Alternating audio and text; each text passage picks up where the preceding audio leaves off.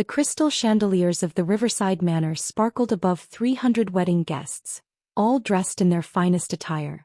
I stood near the back of the reception hall in my plain navy suit, the only one I owned, watching my older brother Michael prepare for his best man speech. His bride, Christina, sat beside him at the head table, her wedding dress probably costing more than most people's cars. I tried to skip the wedding entirely, but Mom had insisted. "He's your only brother," she'd said on the phone 2 weeks ago. "I don't care about your complicated relationship. You'll be there and you'll be civil." Civil. That was one way to describe how Michael and I interacted. Hostile indifference might be more accurate. "Ladies and gentlemen," the wedding coordinator's voice echoed through the speakers. "Please welcome the best man, Jonathan Chin, brother of the groom." I made my way through the tables, feeling eyes tracking my movements. I heard whispers as I passed, the same whispers that had followed me for the past 6 years. "That's the other brother. The unsuccessful one. I heard he's almost 40 and still lives with roommates. Such a shame. Michael turned out so well." I reached the microphone and looked out at the sea of faces. Michael's colleagues from his investment banking firm. Christina's family, all old money and older traditions. Our parents' friends from their country club. Everyone who mattered in their world. Everyone who had spent years watching me fail. "Thank you all for being here," I began, keeping my voice steady. "I'm Jonathan, Michael's younger brother. I'm supposed to tell you heartwarming stories about growing up together, about what a great guy Michael is, about how perfect he and Christina are together." I paused, taking a breath. "And I will. Because despite our differences, despite the very different paths our lives have taken, Michael is my brother. And today is his day." I launched into safe territory, childhood stories carefully selected to be amusing without being embarrassing, compliments about Christina that were genuine enough to land well, wishes for their future happiness that I mostly meant. The speech lasted 7 minutes. I got polite applause. Michael's smile was tight as I handed him the microphone for his own speech. "Thank you, John," he said, his voice warm in that practiced way of his. "My little brother, everyone. John's had an interesting journey. Not everyone takes the traditional path, and we should celebrate that. Even when the path leads to a garage startup that's been about to break through for 6 years now." Uncomfortable laughter rippled through the crowd.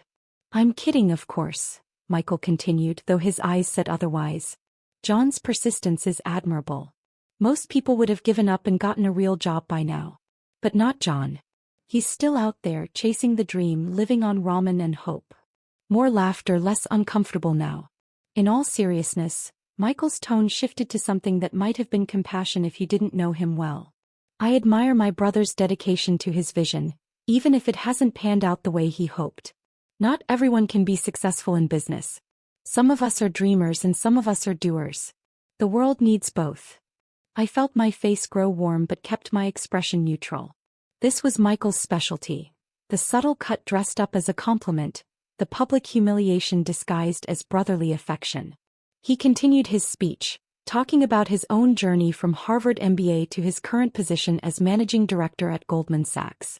He thanked Christina's father for trusting him with his precious daughter, mentioned the honeymoon in Bali, first class naturally, and outlined their plans to buy a home in Westchester within the year. When he finished, the applause was thunderous. Michael was good at speeches.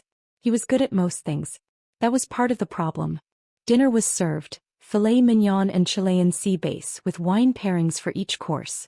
I sat at a table with various cousins and family friends, most of whom I hadn't seen in years. "So Jonathan," Aunt Carol leaned across the table, her diamonds catching the light. "Michael mentioned you're still doing the startup thing. How's that going?" "It's going well," I said simply. "Well, but not successfully well?" He tried to make it sound gentle. "I mean, you're still living with roommates, aren't you?" "I have roommates, yes. At 37. She said it like a diagnosis. "Honey, have you considered that maybe it's time to try something else? My friend's son is a recruiter.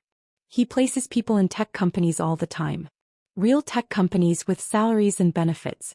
I could put you in touch." "That's kind of you, but I'm committed to my current work." Uncle David joined the conversation.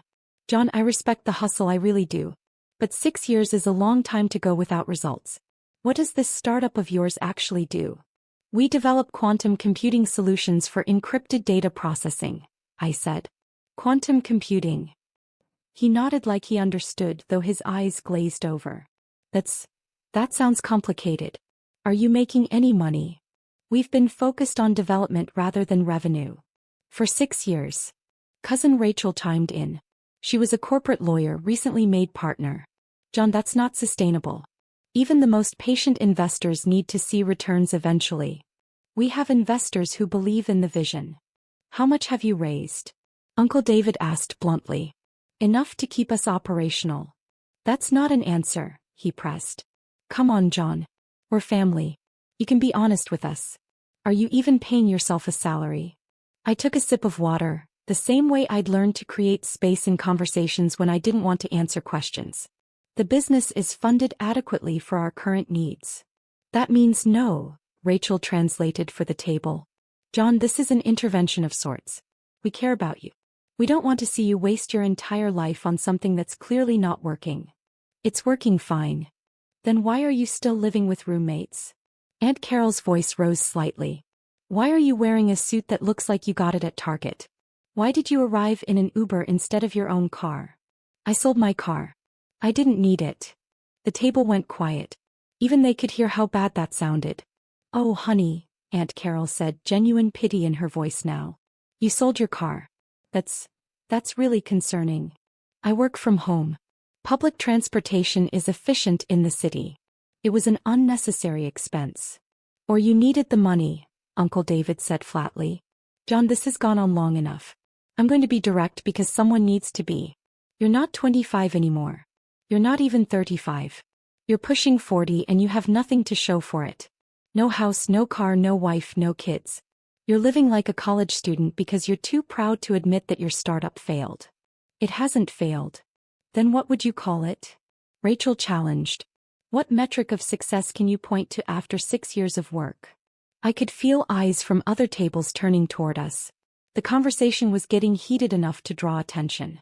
Look at your brother, Aunt Carol said, gesturing toward the head table where Michael and Christina were cutting their cake.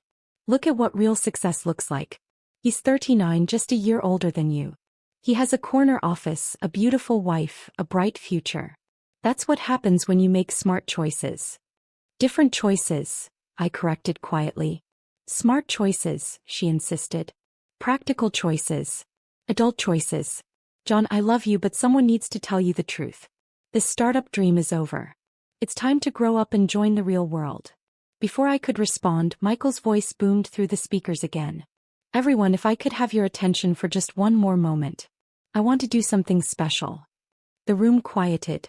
A spotlight swung to illuminate our table, specifically to illuminate me. John, Michael said, his smile broad. Little brother, could you come up here for a second? Every instinct told me this was a bad idea, but 300 pairs of eyes were watching.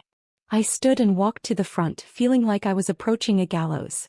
Michael put his arm around my shoulders, the gesture looking brotherly to everyone watching. His grip was tight enough to be controlling. Ladies and gentlemen, I want to talk about my brother for a minute. John and I have taken very different paths in life. I went the traditional route, good school, good job, climbing the corporate ladder. John here, he's a dreamer. An entrepreneur. He's been working on his startup for.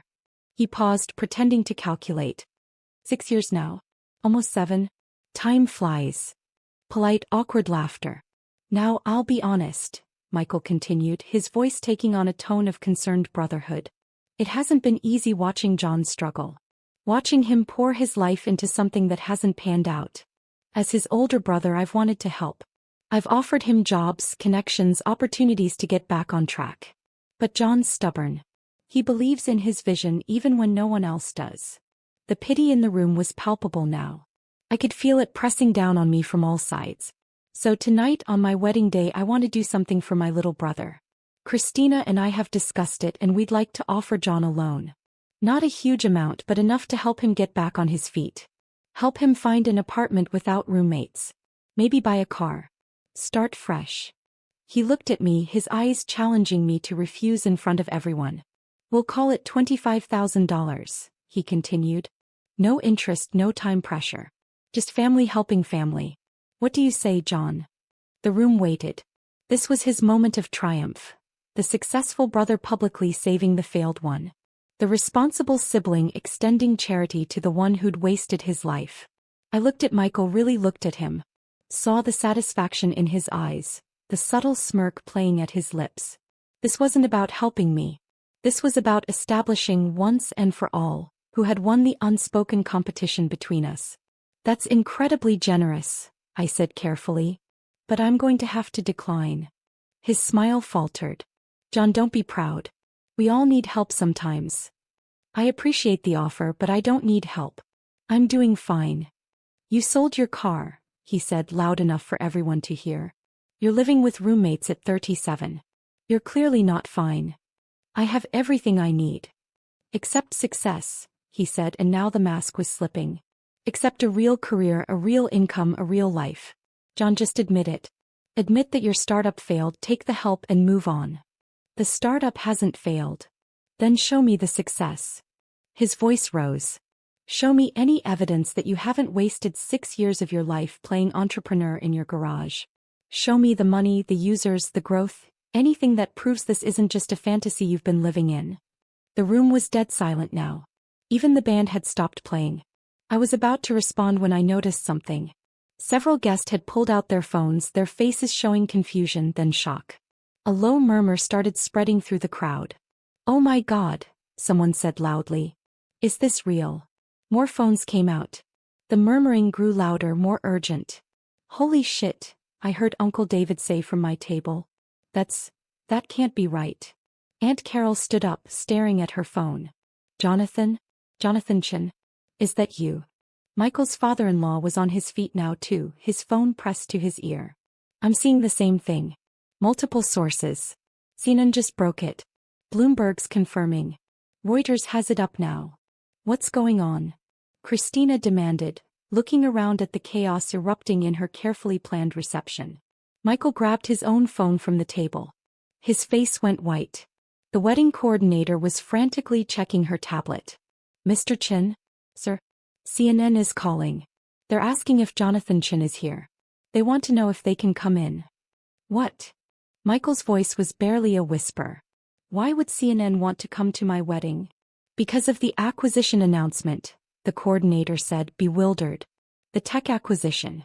It's breaking news. It's the lead story on every major outlet. Michael was scrolling through his phone now, his hands shaking. John, your company. Quantum Secure Solutions. That's your company. Yes, I said simply. It just sold. He read from his screen, his voice hollow. Quantum Secure Solutions acquired by Google in landmark deal valued at $8.7 billion. The largest tech acquisition in 5 years. Revolutionary quantum encryption technology that will reshape cloud computing security globally. The room erupted. 8 billion. Someone shouted. That's billion with a B? Google. He sold to Google. Michael looked up from his phone, his face a mixture of shock and something else. Something that looked like grief. You sold your company for $8.7 billion. Today. You sold it today during my wedding. The deal closed at 4 p.m. Eastern, I confirmed.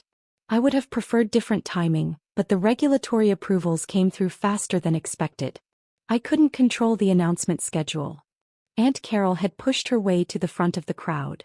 Jonathan, that article says you own 67% of the company. That means you personally made about $5.8 billion, I finished. Before taxes. Uncle David was reading from his own phone. There's a profile here. Forbes just posted it. It says Jonathan Chen, age 37, is now one of the youngest self-made billionaires in tech. It says he founded Quantum Secure in his garage 6 years ago with 3 MIT graduates. It says they developed breakthrough quantum computing applications that make current encryption methods obsolete. The roommates, Rachel said faintly. Your roommates were your co-founders.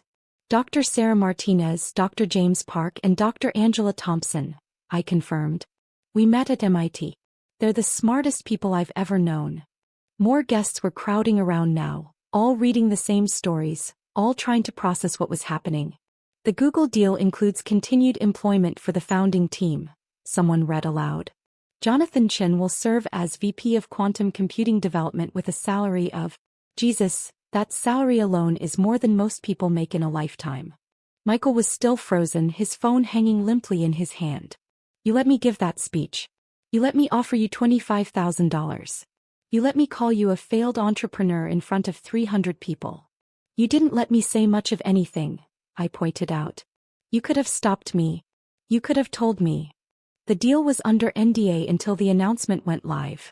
I legally couldn't tell anyone. The announcement was scheduled for 6 p.m. Pacific. We're on the East Coast, so 9 p.m. here. I thought I'd make it through dinner at least. Christina was on her phone now too, her perfect makeup starting to run as tears formed. There are news trucks outside. The venue coordinator says CNN, CNBC, Bloomberg, and 3 local stations are requesting access. They want to interview Jonathan. At my wedding, Michael said. This is my wedding. My day. And you're making it about you.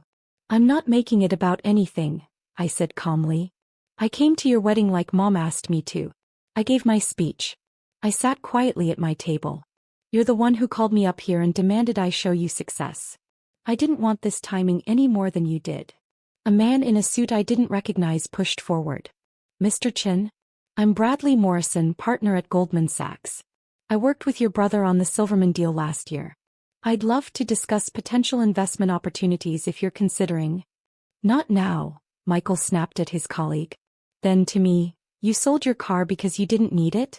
Or because you were about to be a billionaire and material possessions didn't matter anymore? Both, I suppose. The articles mention your lifestyle, Cousin Rachel said, still reading. It says you continued to live modestly throughout the company's development to avoid distractions and maintain focus. It quotes you saying wealth is a byproduct, not a goal. That's from an interview you did with TechCrunch last month. They interviewed me as part of the acquisition due diligence process. More phones were ringing now. Uncle David answered his, listened for a moment, then looked at me with an expression I'd never seen before. That was my office. They want to know if I can introduce them to you. They're interested in discussing wealth management services for high net worth clients. High net worth, Aunt Carol repeated with a slightly hysterical laugh. He's worth almost $6 billion. That's not high net worth, that's... I don't even know what that is. The wedding coordinator approached again, more frantic now. Mr. Chin, Jonathan Chin, the press is getting aggressive. They're asking if they can set up outside. CNN is offering to pay for exclusive access. What should I tell them? I looked at Michael and Christina. This was their day, their moment. And I just inadvertently destroyed it. Tell them I'll give a statement in 30 minutes, I said. Outside. Not in the venue. And make it clear that today is about Michael and Christina's wedding. The business news is secondary. Secondary, Michael repeated numbly. You just became a billionaire and it's secondary. To your wedding? Yes. You're my brother, Michael. That matters more than money. He laughed, but there was no humor in it. Money. You say that like it's trivial. Like $5.8 billion is just pocket change. It's a number, I said. It doesn't change who I am. It changes everything. His voice cracked. Everything I've worked for, everything I've accomplished. I made managing director at Goldman. Do you know how hard that is? How many people compete for those positions? I make almost $2 million a year. I thought I'd made it. I thought I was successful. You are successful. I make in a year what you made in 3 seconds when that deal closed. The math seemed to hit him as he said it. 3.7 seconds. Every second the clock ticked from 4:00 p.m. to 4:03 p.m., you made more than my annual salary. The room had gone quiet again, everyone watching this confrontation play out. That's not a fair comparison, I said. None of this is fair. Michael's composure was completely gone now. I did everything right. I went to Harvard. I worked 100-hour weeks. I networked, I sacrificed, I climbed the ladder. And you just built something in your garage and became a billionaire. It wasn't just anything. We worked 18-hour days for 6 years. We lived on nothing. We almost failed 3 times. The breakthrough that made this possible came at 3 a.m. on a Tuesday after Sarah had been working for 31 hours straight. There's no just about any of it. Christina was crying openly now. Our wedding. Everyone's going to remember our wedding as the day Jonathan became a billionaire. Not as our special day. Not as the day we got married. This. She wasn't wrong. I could already see guests recording videos, taking pictures, posting on social media. The hashtag billionaire wedding was probably already trending. My phone vibrated. Then again. And again. I pulled it out to see hundreds of notifications. Messages from my team, from our lawyers, from Google executives, from journalists, from people I hadn't spoken to in decades. And one text from Sarah. Holy shit, the timing. Are you okay? Do you need extraction? I typed back. At brother's wedding. Long story. Call you in an hour. Her response was immediate. We're all watching it unfold on Twitter. The memes are already incredible. Hang in there. Jonathan Chin? A woman's voice came from behind me. I turned to see a journalist who must have talked her way past security. I'm Jessica Park from Bloomberg News. Can you comment on the acquisition? What does this mean for the future of quantum computing? Not now, I said firmly. This is a private event. The public has a right to know. The public can wait an hour. Please leave. Security was already moving toward her, but the damage was done. More reporters would try the same thing. The venue was about to become a circus. Michael, I said, turning back to my brother. Christina. I'm going to leave. I'll give my statement outside, draw the press away, let you salvage what's left of your reception. I'm sorry about the timing. I truly am. Sorry, Michael repeated. You're sorry. You just humiliated me in front of everyone I know, everyone who matters in my career, and you're sorry. I didn't humiliate you. I didn't do anything to you. You exist. He shouted it, his face red. You exist, and you're better than me at everything that actually matters. I spent my whole life trying to beat you, trying to be the successful one, and you just... He couldn't finish. Christina put a hand on his arm, but he shook it off. Do you know what this is going to be like for me? He continued. Going into work on Monday? Everyone knowing that my failed entrepreneur brother sold his company for almost $9 billion? Everyone remembering that I called him a dropout at my wedding? That I offered him a loan of $25,000. That speech is already viral, someone called out unhelpfully. 3 million views on TikTok. Michael's face went from red to pale. No, tell me that's not true. Multiple videos from different angles, Uncle David confirmed, looking at his phone. The one with the best audio is trending #1 worldwide. The comments are, well, they're not kind to you, Michael. I watched my brother process this. Watched him realize that his moment of triumph, his wedding day, his speech establishing himself as the successful sibling, had become the most public humiliation of his life. I should go, I said again. Wait. Mom's voice cut through the chaos. She'd been so quiet I'd almost forgotten she was there. She pushed through the crowd, Dad right behind her. Jonathan, she said, and her voice was shaking. Is this real? All of this? Yes, Mom. You've been a billionaire and waiting for how long? We knew the deal was likely about 6 months ago. We knew it was definite about 3 months ago. The exact valuation was confirmed 2 weeks ago. And you didn't tell us. I couldn't. NDAs. And honestly, I hesitated. Would you have believed me? The question hung in the air. Mom and Dad exchanged a glance. No, Dad admitted quietly. We wouldn't have. We would have thought you were delusional. Making up fantasies to make yourself feel better about failing. That's what we thought anyway, Mom added. Every time you talked about the company, about the technology, about the potential, we thought it was just wishful thinking. We thought you were lying to yourself. I know. You know. Michael turned on them. You all knew about this? About his company? We knew he was working on something, Mom said. He tried to tell us about it at Christmas, at Easter, at every family gathering. We just didn't listen. We didn't believe it could be real. Aunt Carol spoke up, her voice small. I told you to apply to work at Target. 2 hours ago, I told a man who's now worth $6 billion to apply for a retail management position. The absurdity of it seemed to break through the tension. Someone laughed, a slightly hysterical sound. Then someone else. Within seconds the whole room was laughing, a release of nervous energy and shock. Everyone except Michael. This is my wedding, he said again, but quieter now. This was supposed to be my day. The best day of my life. And all anyone's going to remember is that my brother became a billionaire in the middle of it. I'm sorry, I said, and I meant it.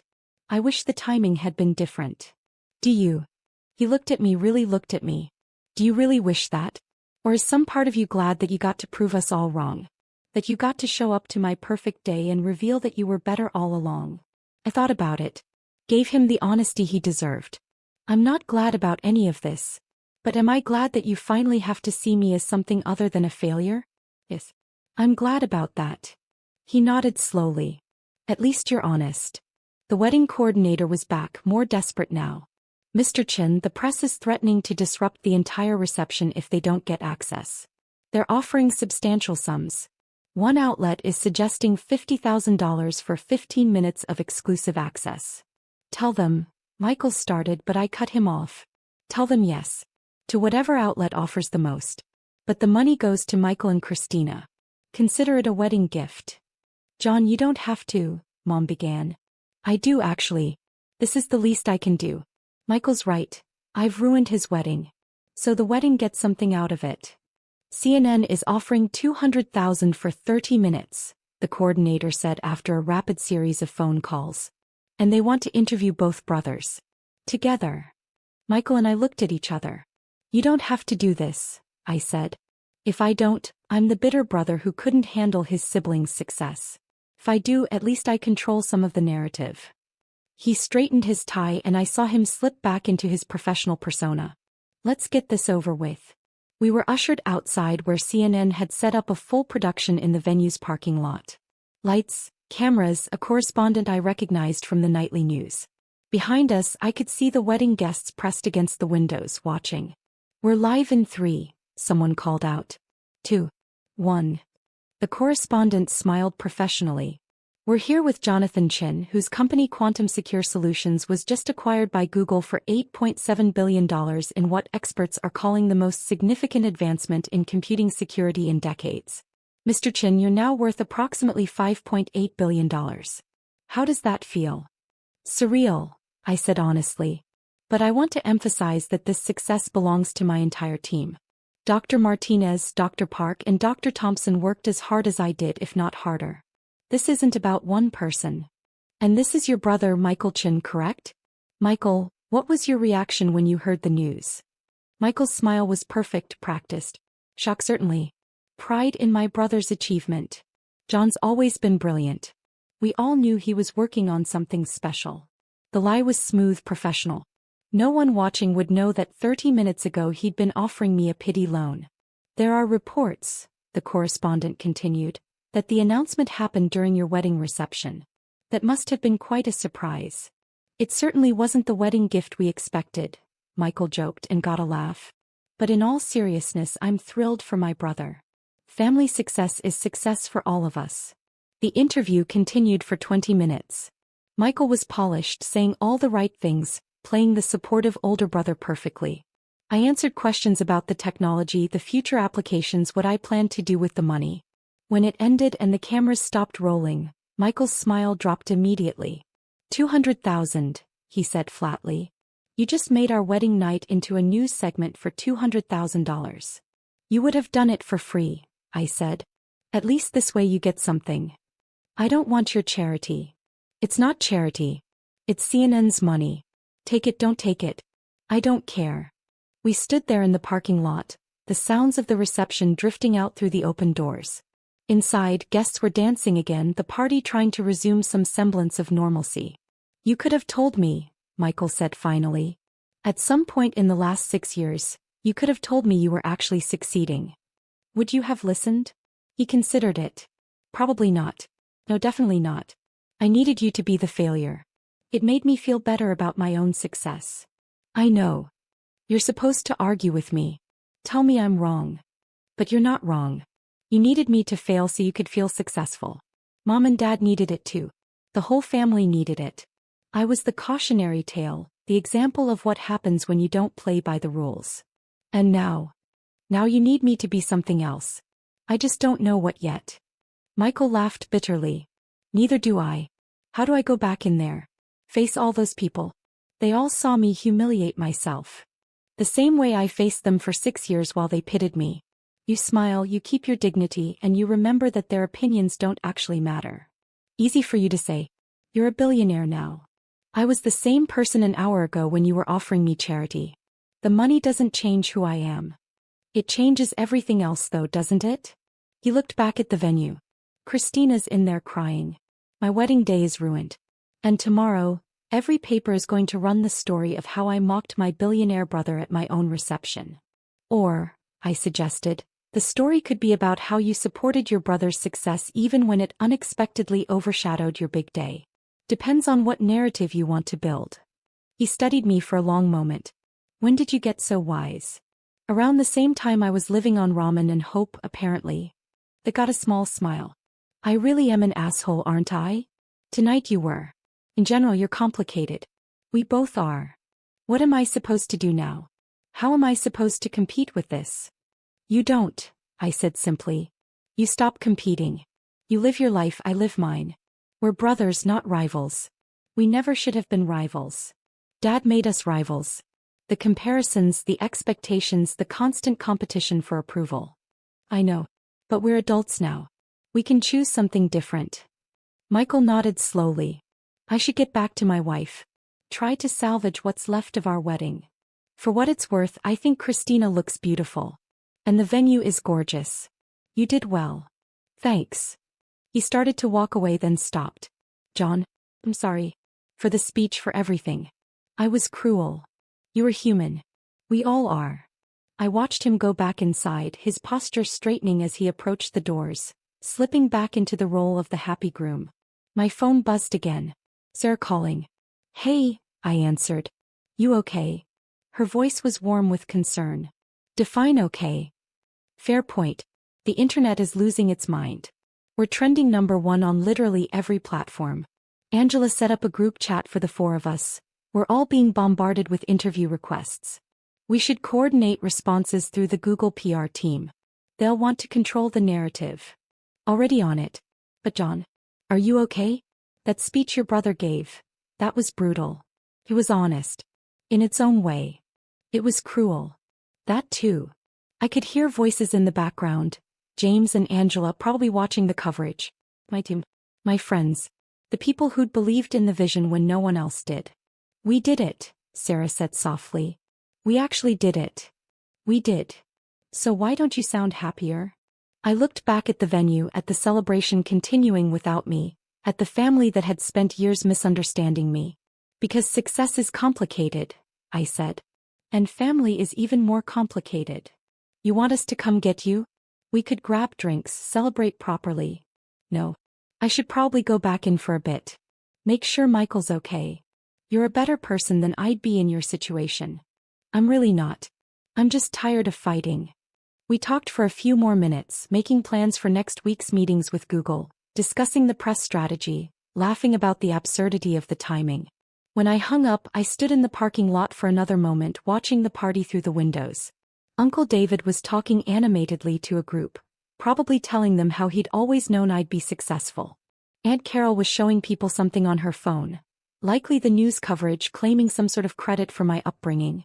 Mom and Dad sat at their table looking shell-shocked and small. And Michael was dancing with Christina, holding her close, trying to create a moment of normalcy in the chaos. I could leave. Call an Uber, go home to my apartment. The one I'd be moving out of soon because the world now knew I was worth billions and I'd need actual security. I could let them celebrate without me, let Michael have what remained of his night. But that felt like running away. I walked back inside. Heads turned, conversations stopped. Then Aunt Carol was rushing over, Uncle David right behind her, both of them suddenly my best friends, suddenly so proud, suddenly claiming they'd always believed in me. Jonathan. Aunt Carol gushed. I've been telling everyone about how we knew you were special even as a child. That brilliant mind of yours. You told me to apply at Target 2 hours ago, I reminded her gently. She had the grace to look embarrassed. I was just worried about you, honey. We all were. Were you? I looked around at the family members converging on me. Or were you uncomfortable with someone choosing a different path? We just wanted what was best for you, Uncle David said. You wanted what looked successful to you. There's a difference. I felt a hand on my shoulder. John, can we talk? Outside. We walked out to the venue's garden, away from the noise and the cameras and the sudden flood of attention. I'm sorry, she said immediately. Not for tonight, for everything. For years of not listening, not believing, not supporting you the way I should have. You supported me how you knew how. That's generous, but it's not true. I dismissed you. I compared you to Michael constantly. I made you feel like a failure because you weren't successful in ways I understood. She took a shaky breath. I'm proud of you. I should have said that years ago, but I'm saying it now. I'm incredibly proud of you. Thanks, Mom. And I'm sorry it took billions of dollars for me to finally see what was there all along. We stood together in the garden, the party continuing without us. After a while, Dad joined us, then Michael and Christina. One by one, the family filtered out until we were all there together, away from the chaos. I propose a toast, Michael said, raising his champagne glass. To John. To seeing people for who they really are, not who we need them to be. And to second chances for families who screw up. I'll drink to that, I said. We toasted, and for the first time in 6 years, maybe for the first time ever, I felt like we might actually be a family instead of a collection of people bound by biology and competition. Inside, I could hear the DJ starting up again. Michael and Christina went back to their first dance, this time without the weight of comparison hanging over it. And I stood with my parents in the garden, watching through the windows, no longer the family failure or the surprise billionaire. Just their son. Finally,